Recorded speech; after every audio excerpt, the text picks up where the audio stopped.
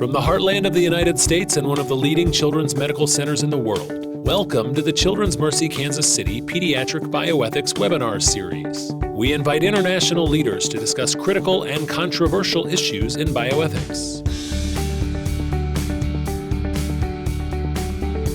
Now, from the Bioethics Conference Center on the Adele Hall campus, here's Dr. John Lantos.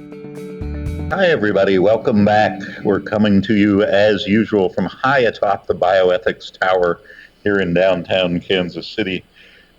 We have a great webinar for you today. Joe Millum has come out from the NIH to talk a little bit about parenthood. I'll tell you more about Joe in a minute. But first, for those of you who haven't been with us before, here's how the webinars work. Joe will speak for about half an hour. I may interrupt him, but you can't. But what you can do is type in questions or comments in that little chat box in the lower right-hand corner of your screen. You can type those in at any time, and once he finishes his formal presentation, we will read those out, and we can have a little online discussion. For those of you who are active on Twitter, if you don't want to use the chat box, you can also tweet a question or comment to hashtag CMBioethics, and we will read those out as well, or maybe tweet a response back to you. Couple of reminders. Our last webinar of the year is coming up on March 29th. Marcia Griffin, who's a professor down in San Antonio, a pediatrician, is going to talk about caring for immigrant children at the border. She's been running a clinic down there for immigrant children, collaborating with people here in Kansas City. So that should be a pretty interesting webinar. Also, for people interested in nursing ethics, there's the National Nursing Ethics Conference out at UCLA, and that's March 21st and 22nd. So that should be a great event as well. Joe Millum is here from the Clinical Center of the Department of Bioethics at the NIH. He works both at the Clinical Center as well as with the Fogarty program that does international bioethics. Grew up in the UK, went to college in Edinburgh, PhD in Toronto, and then came down to Washington for a fellowship at the Clinical Center and has been on the faculty there for the last 10 or 12 years. He wrote a groundbreaking book about the moral foundations of parenthood, a topic that many philosophers seem to have ignored, thinking that children spring from the womb fully rational and competent and able to participate in decision-making. This book got some great reviews. It's published by Oxford, and his talk today is going to draw on some of the work, particularly the conclusions of this, and present an ethical framework for parental decision-making. Thanks for coming out. Thanks, John. And thanks to everyone at the Bioethics Center for your hospitality. Thanks for everyone who is logged in and watching the webinar. So today I'm going to sketch the framework for parental decision-making that I developed in my book, Moral Foundations of Parenthood. And my hope is to try to show how this framework can be helpful in guiding us when we deal with some challenging cases in pediatric, clinical, and research ethics. Before I say anything about it, I should issue this disclaimer. These are my views. They're not the views of any part of the United States government. So let me start with a list of some familiar types of cases that involve parenting ethics. First, parents sometimes refuse interventions, such as vaccinations that their physician thinks would be beneficial for their child. Do parents have the right to make these decisions, or are there limits to their discretion? Second, parents sometimes request interventions that a treating clinician thinks would actually be futile. This can happen in heart-wrenching end-of-life cases where the parents don't accept that their child won't regain consciousness. It can also happen when the stakes are much lower. For example, a demand for antibiotics when there's no good evidence that the child has a bacterial infection. Third, there is an ongoing debate about testing children for adult onset conditions.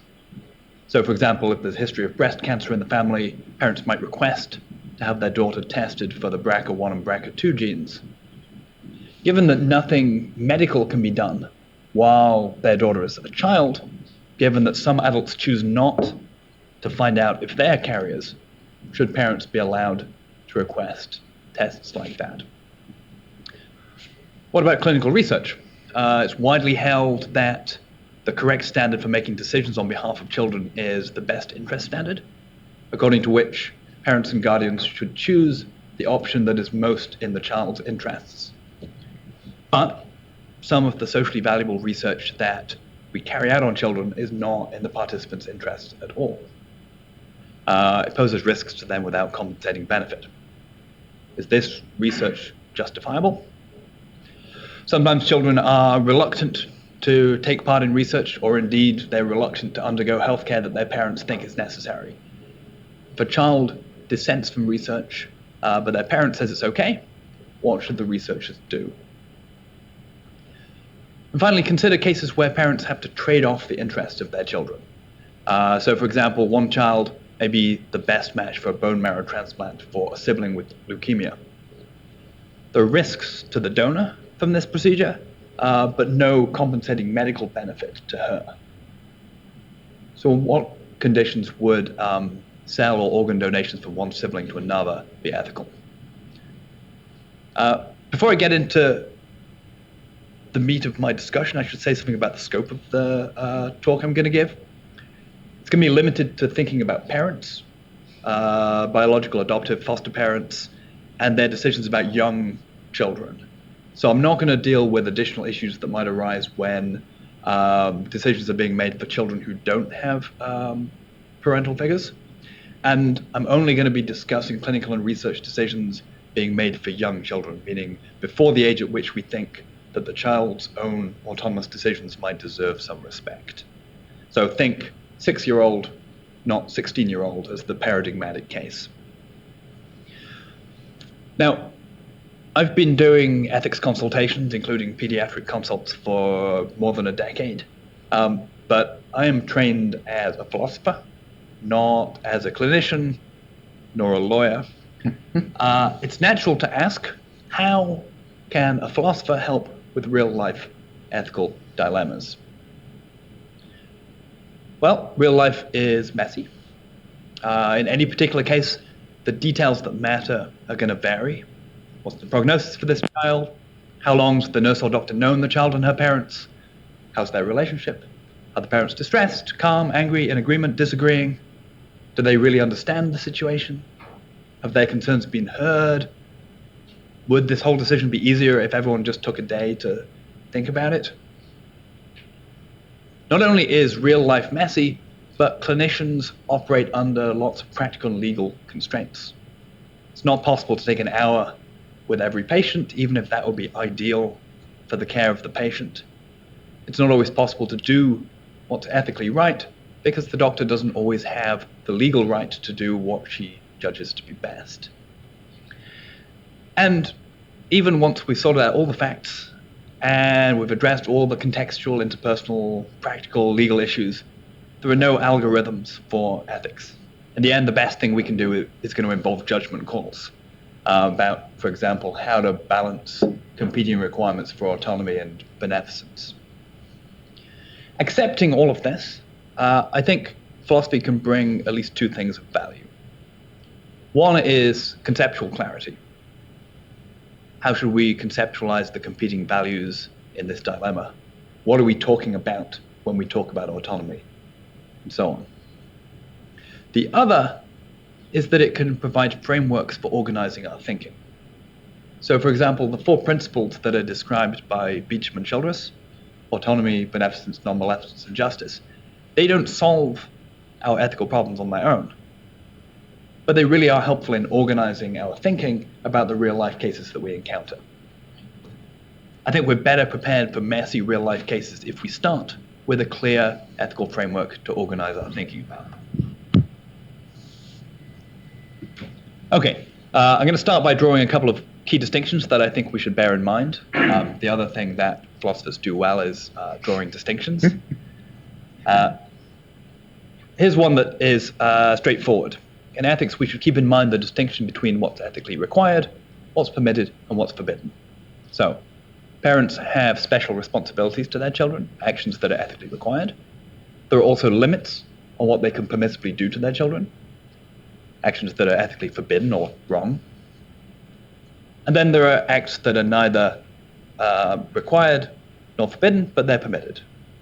Exactly what is in this middle area, this zone of discretion for parents, is often what we're concerned about when we're thinking about parenting ethics and whether we should interfere with a parent's decisions.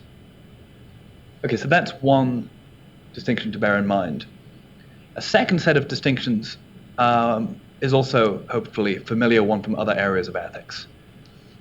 When we're thinking about the sorts of challenging cases that I mentioned at the beginning, of course, it's important to think about the ethics of parenting, what parents may and should do. Suppose now that we judge that a parent in a particular case is acting wrongly. Perhaps we judge that he is feeding his child an unhealthy diet despite having alternatives available. Well, it's one thing to say he acts wrongly, but another to say that that justifies intervening. There are often pragmatic reasons why we wouldn't want to interfere, even when parents are acting wrongly with regard to their children. Perhaps interfering would actually ultimately be more harmful. Third, there's a further independent question of what the law should be or what a policy should be. So parents should feed their children a healthy diet insofar as they're able to do so. That doesn't entail that we should have laws that say parents should provide a certain quantity of vegetables to their children each day. Right? The law is typically a pretty blunt instrument. It's often unwise to try to legislate morality. So I'm going to talk a lot about what parents may and should do, and this is a necessary input into what other parties should do, what the law or policy should be, but it's not sufficient for answering those questions. Okay, enough distinctions. Let's start talking about the framework. So I'm going to start with the big picture of parental rights and responsibilities, where they come from, what they are. And here I'm mostly just going to be telling you what I conclude in my book. For detailed arguments, pros and cons, back and forth and all that, please check it out. Put a link at the end of the slides. You can buy a discounted copy. And bear in mind that everything I'm going to say is ethically speaking, so I'm not talking about the law here. How do we get to be parents? This might seem like a slightly odd question. Perhaps I was not paying attention in biology class when they talked about the birds and the bees. But the question of how someone gets to be a parent, ethically speaking, how they acquire parental rights, is different from the question of how they become a genetic or a biological parent.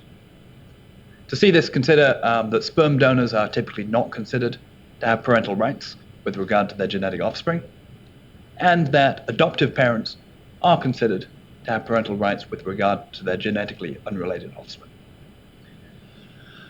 On my view, we acquire parental rights by putting in parental work. So we deserve them in virtue of the work that we put in. And I think that parental work is work that is aimed at the flourishing of the child. So insofar as the parent is acting in ways that she reasonably judges to be good for the child, now or in leading him through his development towards adulthood, that's the sort of work that counts for acquiring parental rights. What are these parental rights? Well, they're rights to the good things that result from putting in parental work. That is, from raising a child to flourish as far as one can. Primarily then, they are rights to continue to parent and not have the parent-child relationship interfered with by others. And this is important, I think. Parental rights are not extensions of parental autonomy rights. I don't get to treat my child as another part of myself to do with as I choose, just because I have parental rights with respect to my child. Some examples of parental rights to include your child in cultural activities, take them to the football game, take them to church, exclude others from doing parenting work. Where you're being an adequate parent, you get to say to others that they don't parent, and act as proxy decision maker for your child. That is, be the person who makes decisions on behalf of your child. Turn now to parental responsibilities. In the book, I try to make sense of parental responsibilities in the light of the enormous differences in what parents are able to provide for their children, differences that the children are in no way responsible for. So I didn't choose to be born into a poor family rather than a rich family, for example, but my life prospects are much worse in the former than they are in the latter. I conclude that we should start with our collective or our societal obligations to children. As a matter of social justice, I think that society owes children the goods that are needed to develop into flourishing adults, including education, healthcare, adequate nutrition, and so on.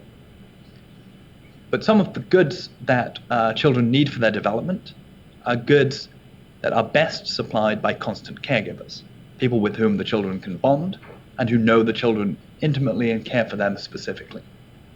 These constant caregivers are usually parents. So though we collectively owe to children what they need to flourish, parents take on caretaking responsibilities through procreation or through adoption. Starting with societal obligations has two important implications though. First, that there are many things that all children should be supplied with by social institutions. So education is a good example, I think. Second, that when parents don't or can't fulfill their responsibilities, we can't just throw up our hands and say that parents are the ones who ought to act. Social institutions need to step in for the sake of children who are in need. The third part of the framework is children's rights. And children have what political theorists call negative rights, which are rights that prohibit other parties from doing certain things. So, for example, a child, like an adult, has a right against being punched in the nose. Children also, I think, have positive rights, rights to be provided with certain goods. So, as I just mentioned, I think children have rights to basic goods like food, shelter, education, a loving family environment, and so on. As will probably be clear from what I said about where parental rights come from, children's rights trump parent rights. If a child has a right not to be harmed by a stranger, then they have that same right not to be harmed by their parent. And this, as you might imagine, has some important implications for things like corporal punishment. And finally, though children have these rights, and though they trump parental rights, they still have limits. So to give an obvious example, any government will have limited dollars to spend on social programs. It doesn't have to exhaust them all on childhood education before it spends $1 on elderly care. Children also have to accept fair shares. Okay, let me give a clinical example to illustrate the sorts of cases that I think this very abstract framework can help us orient our thinking towards. Consider a case of vaccine refusal. Two parents bring their 2-month-old to the pediatrician for a routine visit. Child is scheduled to receive a set of standard vaccinations, including DTaP, polio, rotavirus, PCV, and Haemophilus influenza B. Otherwise healthy, no medical contraindications to vaccination.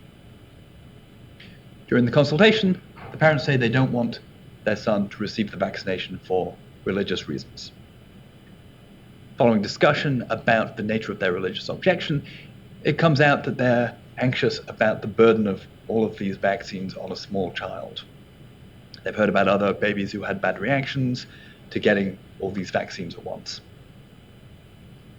Okay, so like many such clinical encounters, there's a lot going on here, a lot of information that we would want to elicit in order to decide how to go forward.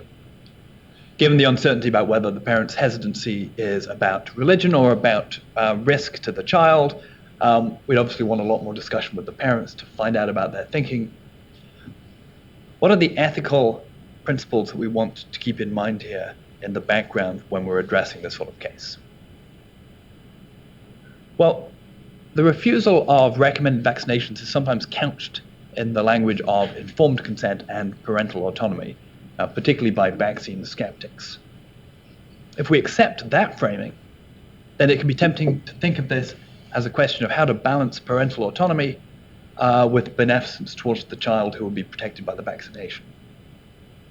But, I've claimed, parental rights are not extensions of the parent's own rights to accept or refuse recommended treatments or to their own freedom of religious practice.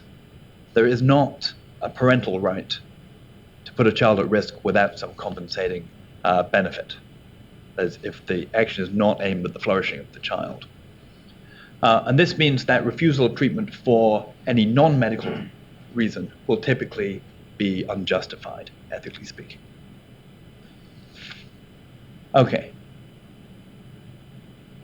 Now, in most, though not all cases, clinicians have a legal duty to respect parental decisions, and attempting to override parental decisions can be laborious, require legal intervention, may completely disrupt the patient-provider relationship. And so this is typically why it only happens in extremely serious, often life or death cases. Nonetheless, I've argued the clinician's primary ethical duties are to the child, they're not to the parents. And to me, this indicates that the central question in these cases is practical. What sort of engagement with the parents will most benefit the child? For parents who refuse medically beneficial vaccinations, clinicians, I think, are completely justified in making extensive efforts to persuade them to change their minds. At the point that such efforts seem fruitless, then the child's welfare would be what would justify seeking compromise solutions. So, for example, some parents are willing to consider vaccination schedules that are more spread out. Okay, now I want to turn to a distinct but closely related question. I claim that one parental right is the right to be the proxy decision maker for one's child. This does not mean, as I just illustrated, that a parent can decide for their child as if he's deciding based on his own values.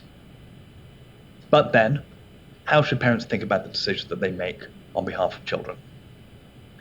This time I want to start with the example that originally prompted my puzzlement about this question, which is the case of non-beneficial pediatric research.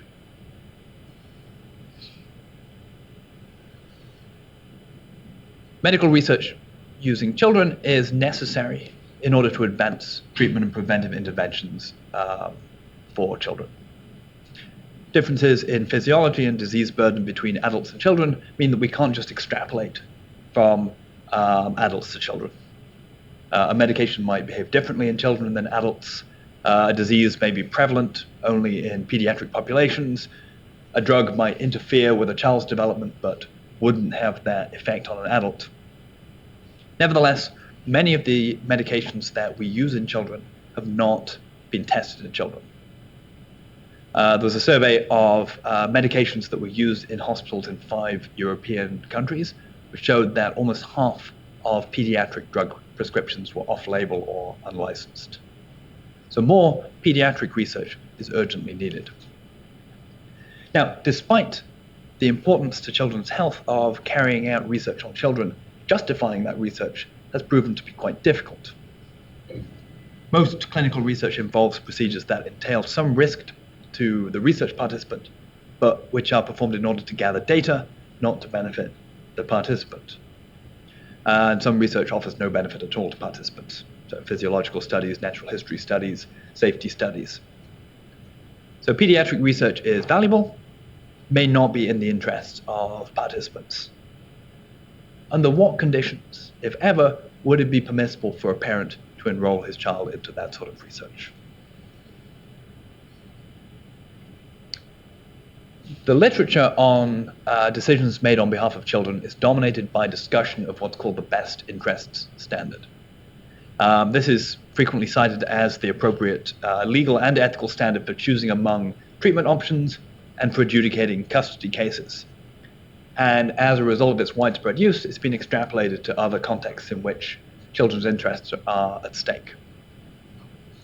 David Archard, who has written a lot on the ethics of children and childhood, distinguishes 2 ways in which we could interpret the best interest standard. First, the best interests of the child might be the paramount consideration. They trump any other considerations. And this would be a literal interpretation of the standard. Second, the best interests might be a primary consideration. That is, they're important, but they're not always decisive about what should be done. Both of these interpretations, I think, have problems. The problem with taking the best interests of the child as the paramount consideration for decisions affecting the child are obvious. Even in the best circumstances for applying the standard, medical decisions, custody disputes, we wouldn't want to interpret it literally. To take David Archer's examples, children don't have a claim to receive their care from the very best clinicians at the finest hospital in the world. Custody disputes are just between the current parents in the normal case, right? We don't look for other possible custodians who would do a better job at raising a child. Now, the paramount interpretation, I think, must be mistaken, but at least it's clear. The primary consideration interpretation is more plausible, but it's worryingly vague. Once we know that other considerations should be balanced against the interests of the child, this inevitably prompts the question which considerations are relevant and how they should be weighed. If we can't give greater specification, then we won't be able to get guidance from this principle about cases where we're not already sure what the right answer is. So to give an example, this is one interpretation of the best interest standard given by Loretta Koppelman. She says, the best interest standard, used as a standard of reasonableness, guides us to select what most informed, rational people of goodwill would regard as maximizing net benefits and minimizing net harms for children, given the legitimate interests and rights of others and the available options. Now, this seems quite sensible to me, except that I'm not really sure how to think about the trade-offs that Koppelman describes, and I'm not sure that labeling this a best interest standard is accurate anymore. To get a better handle on these trade-offs, I propose that we set aside the best interest standard, return to the root of the problem, and think about how anyone who is acting ethically should balance competing interests. So take the case of competent adults first. Adults have rights against others, negative rights not to be interfered with, also positive rights to assistance when we're in great need. So society via the state should not allow me to starve or to go homeless, for example. Our claims to assistance need to be balanced against other people's claims to assistance. Whatever your view about how much support the state should give to individuals, each person should only take their fair share. Competent adults also have duties to take on certain burdens for the common good. Paying my taxes, serving on a jury. So, we make claims on other members of society. We have to accept that there are limited societal resources, and so we should only claim our fair share, and we have duties to take on some burdens for the common good. Turn now to children who are not competent agents. Still, it seems that the same sorts of reasons apply to them. When we're allocating resources, children have claims. Those claims have to be balanced against the claims of other children and against adults. Most people think it can be justifiable to impose some burdens on children. So, for example, certain preschool vaccinations might be justified in terms of herd immunity. But if ethical reasons apply to children in a way analogous to the way that they apply to competent adults, it seems we should make decisions for children that take into account both the prudential and the ethical reasons that apply to them. So this is what I propose surrogate decision makers for children do. The parents, as proxy decision makers for their child, should choose for her as though she were competent, choosing for herself and doing what she ought to do. She's not considered to be entirely selfish, but she takes account both of what she's allowed to do in order to promote her own interests and what she's obliged to do to respect the ethical claims of other people. So in philosophical jargon, she's imagined to act prudently within the constraints of morality. So, when faced with a decision where only the child's interests are at stake, a parent should decide according to the child's best interests. When faced with a decision where the interests of others are at stake as well, the parent should consider what duties would a competent person have and should act accordingly. So the interests of others will sometimes take precedence over the interests of the child, but parents are not permitted to sacrifice their child's interests to benefit others. This is what I call the reasonable subject standard. Thinking about making decisions for children in this way, I think, makes sense of several phenomena that are hard to reconcile with the best interest standard. To give one example, it explains why parents are sometimes permitted to put their own interests ahead of their children's. Fairness within the family limits the sacrifices the parents are obliged to make. To give another, we think the parents should bring up their children to be good people, not to be selfish.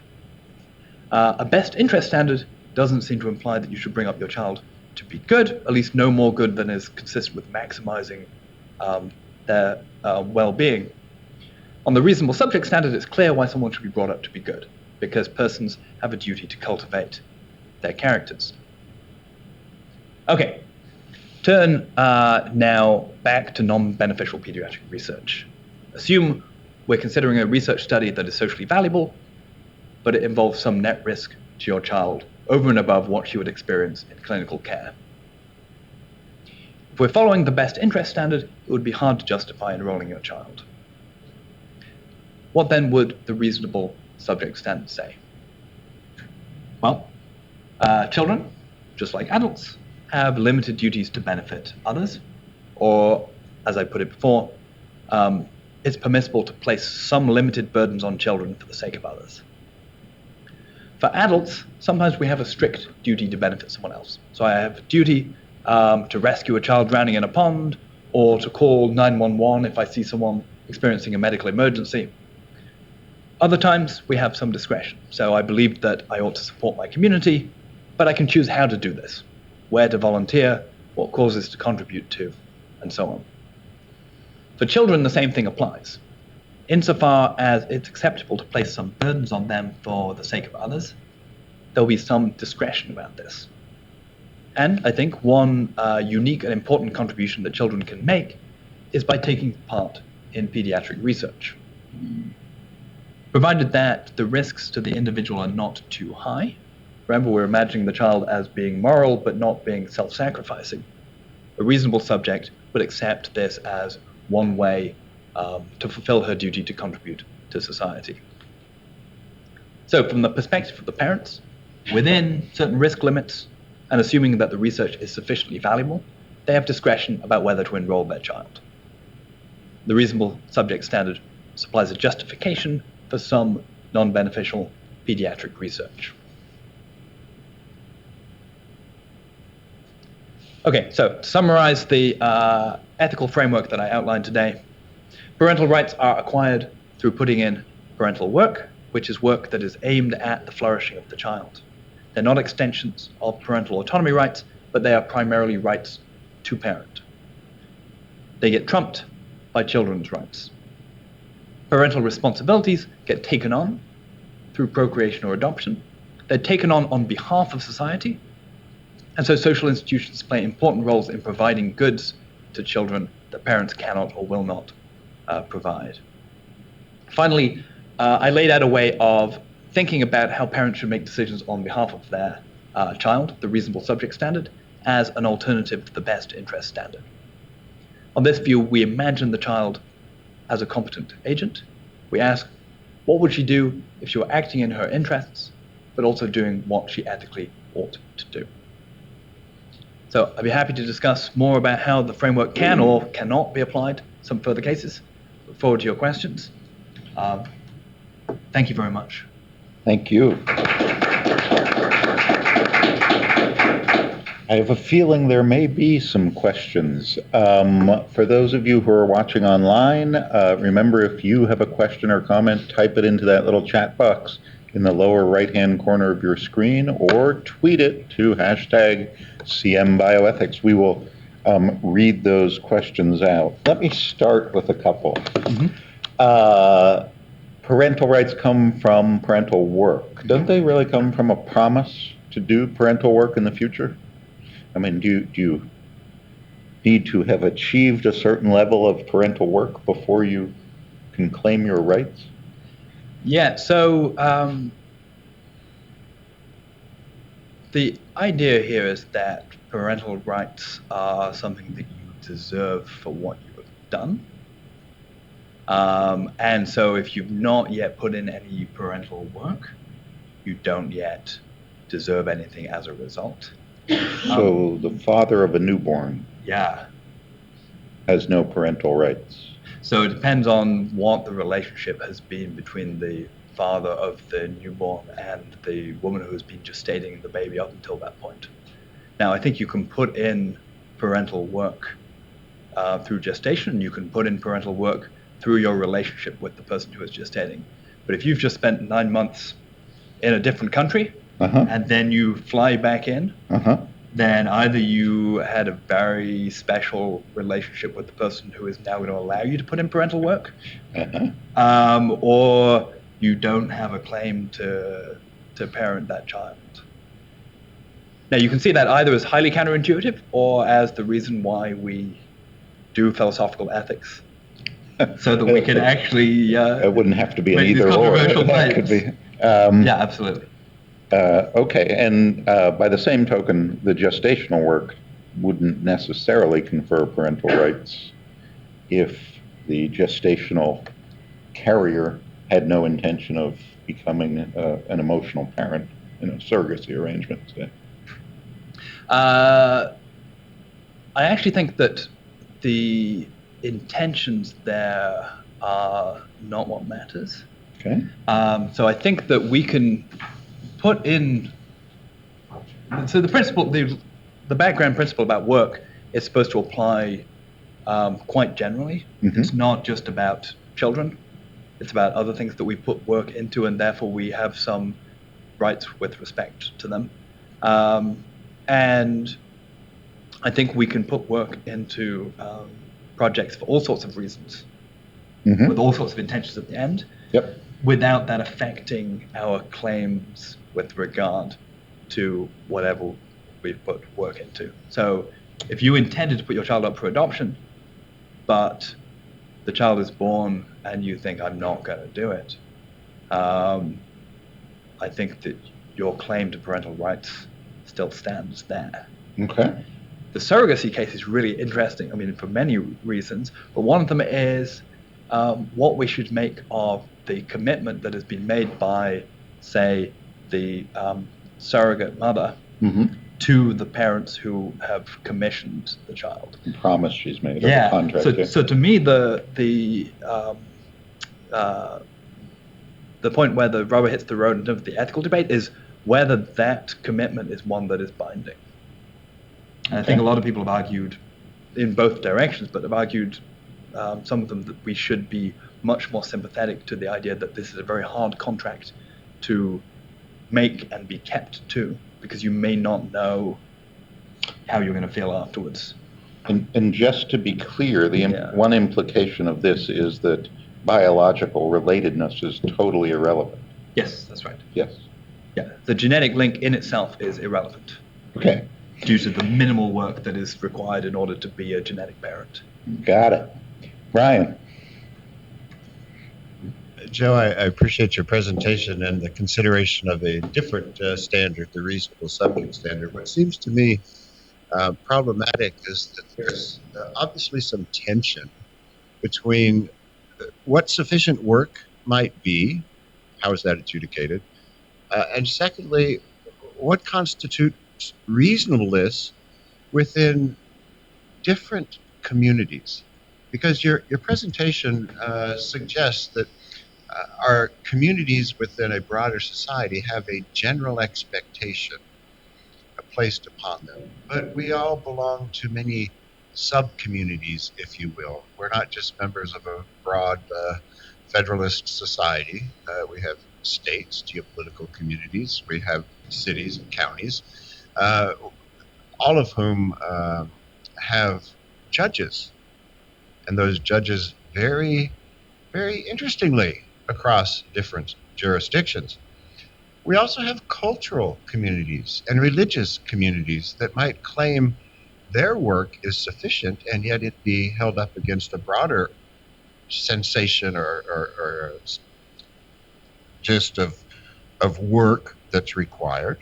And they may also claim that their actions are reasonable when perhaps they are in the minority, when considering the broader society. So how do you balance this inherent tension across communities in a very individualistic society, as you know, here in the United States?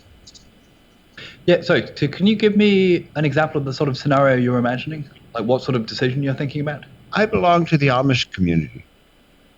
I believe that the work that is necessary both to be a member of our society and to be blessed and recognized by our Lord is physical work. Mm-hmm. And if my child has a condition from which she cannot be expected to perform physical work at her duly appointed time, in, let's say, age 10, 12, 14, then I might choose not to provide what you would suggest is medically indicated intervention. Yeah, okay, so that's helpful. So the question then is about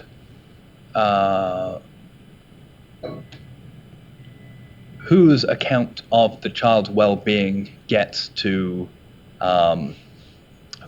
be the one that rules the day. Yeah, and I think, I mean, it's a good question, one that which obviously I'm not going to answer satisfactorily for you, but it's one that is going to be really pressing no matter what your standard for making decisions on behalf of children is, right? If you have the best interest standard, you want to know, okay, what's your account of the child's interests? Well, is it the account according to which the child's interests are in doing God's work under a particular conception of God? Or are the child's interests much more secularly defined? Right? Think about a case where someone wants to decline a blood transfusion on behalf of their child. Well, there's one version of this where we say it's clearly not in the child's interests, right? And there's another version where someone who believes sincerely says, no, it is in the child's interest because I'm not just thinking about what happens during our time on Earth. I have a much longer perspective. So first of all, it's going to be a problem for everyone. Second, I take a sort of, I make a sort of liberal assumption, which is that when we're dealing with these sorts of questions of public policy, we should be neutral on metaphysical, religious questions. And so you get to take into account your religious or non-religious values, and I do the same when we're making self-regarding decisions. When it comes to children, I think we should not assume any particular set of values for those children. We should assume no particular religion for those children. They don't yet, again, we're talking about young children, so the 6-year-old, not the 16-year-old, they don't yet get to say, I believe in this particular scriptural interpretation, I believe in this particular view of the afterlife. And so for them, I think we do take a secular view of their interests. But your point is well made, because I think this is actually a much more difficult question than it's often thought to be. Go ahead, Jeremy. And remind everybody, if you have a comment, type it into that chat box. Go ahead, Jeremy. Okay, this is my own question. I have a set of questions actually, but just to follow up quickly. So why is this secular standard the default here? It seems like that's a contentful view as much as any other. Why does it get privileged as the default here? Yeah. So this is a question, again, to expand the range of people that this is a problem for. This is a question for all liberal theorists, right? When Rawls is talking about political liberalism, and he's claiming that there are only certain reasons that count, those are the reasons that everyone can accept. But the question is, why do we go for them? Why can't we expand this to our comprehensive worldviews? And I think part of the answer lies in the fact that these are the considerations that hopefully everyone can accept. So whatever your religious views are, and we know that people have very different religious views. But they're clearly not. You just gave the example where on a different view of a blood transfusion is polluting one's body and one's the temple of God's creation, that may have dramatic effects for your long-term sorry. prospects. There are considerations that everyone, roughly, agrees are relevant considerations, and then there are additional considerations, right? So you can have a view according to which being healthy in our earthly material way is good for you. And it can be good or bad for you to have your body polluted in certain ways, right? We all accept the first of those. We don't all accept the second. Yeah. And we all accept the first of those because of further things that we agree on. Whereas the second relies on contested views about, like, metaphysics. I could pursue this further, but I'll do it in the absence. But I did have a question about the reasonable subject standard, just to clarify. So I take it that it doesn't try to deliver a single answer or recommendation, right? It's compatible with a range of decisions being made. Is that right? Range of just parental like choices. Yeah. So just like competent, prudent adults working with morality might come to different conclusions, you're okay with some diversity among parents as long as it's within the bounds of morality. Yeah. So there can be two things. One is we don't always know, and we may disagree about what's in the interests of the child, or what the likely effects will be of a decision. Like, parents will say, I know my child better than you know my child. I have a better idea about what's actually in their interests. So there's the uncertainty about the right answer, but then there's also a zone of discretion, where it would be legitimate for someone who was pursuing their own interests and respecting morality to choose different things. Okay, because I'm just one more point here. I was struck by a point in your talk where if I understood you correctly, you said it isn't prudent, or I don't know if that was the word you used, to ever choose something for non-medical reasons.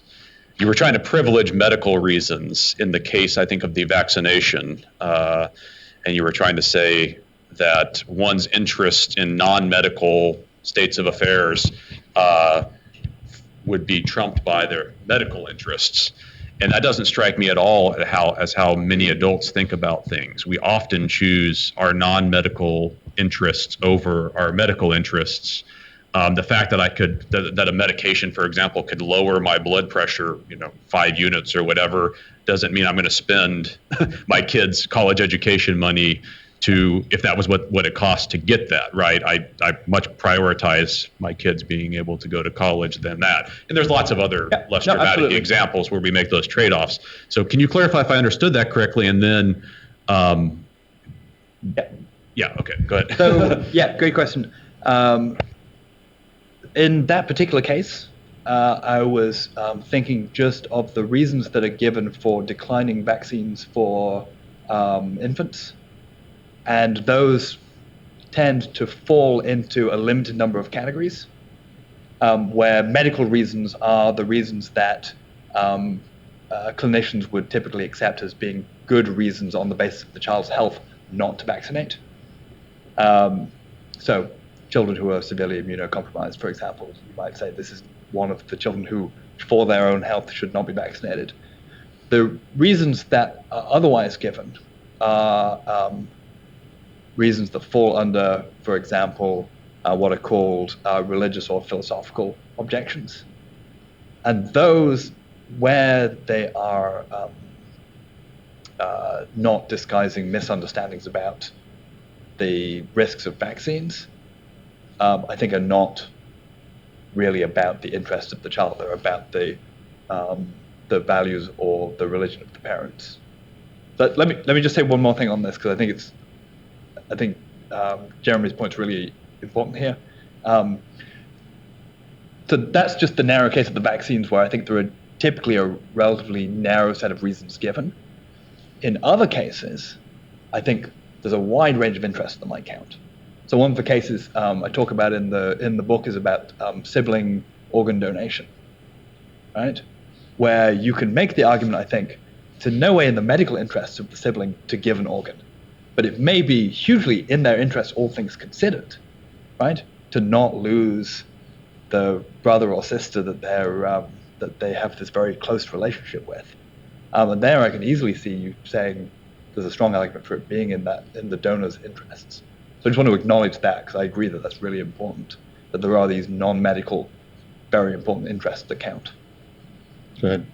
Joe, isn't based on your presentation, what's also at stake here is parents doing adequate work as parents, i.e. they're taking on the responsibilities not only to their child, but of their child being a member of a broader community and society, and justice is at play here, which seems a different yoke to put on the pediatrician than is typically discussed along these lines.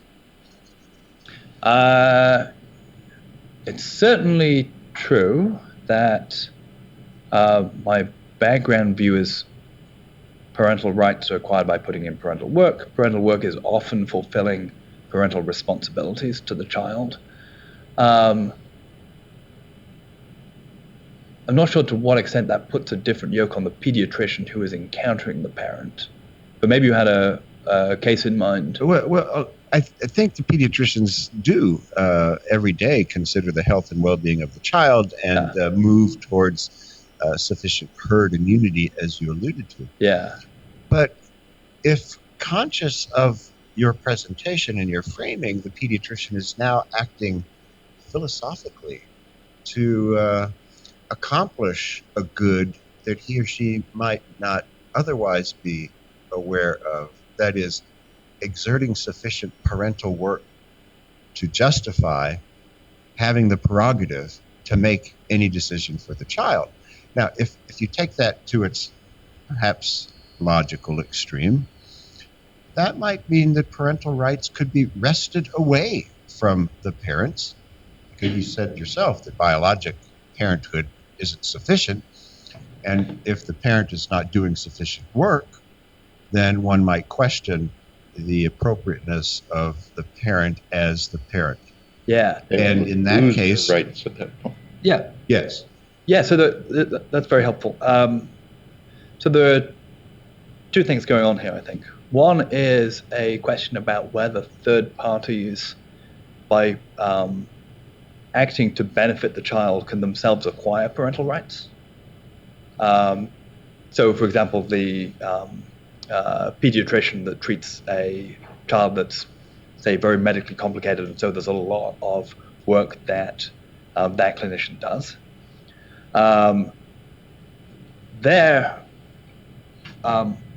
My claim is that part of what parental rights are rights to exclude others.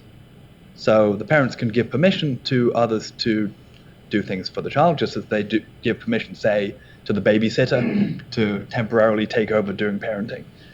But they're not thereby granting that person the claim to put in parenting work. So that's one thing. The other thing, which I think your question is really helpfully revealing, is, well, sometimes parents are not putting in sufficient parenting work in the first place, right? And I would think of that as not in the amount of work, but in whether they're fulfilling parental responsibilities. And there is going to be a really complicated judgment call there, right? At what point does the failure to fulfill parental responsibilities mean that you lose the right to say to others, you can't step in?